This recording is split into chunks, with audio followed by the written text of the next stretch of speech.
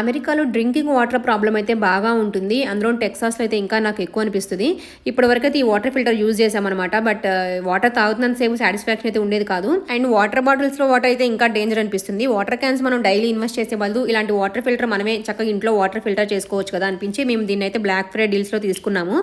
దీని ప్రైస్ ఎంత, ఎక్కడ తీసుకున్నాం అన్నీ నేను కామెంట్ బాక్స్ అండ్ డిస్క్రిప్షన్‌లో మెన్షన్ చేస్తాను. లింక్ కూడా నేను స్టోరీలో పోస్ట్ చేస్తాను. అండ్ ఇక్కడ ఈ ట్యాంక్‌లో మనం వాటర్‌ని ఫిల్ చేసుకొని మనకి ఇక్కడ ఒక మగ్ కూడా ఇచ్చారనమాట. సో దీన్ని మనం ఇక్కడ దీని కింద జస్ట్ ప్లేస్ చేస్తే సరిపోతుంది.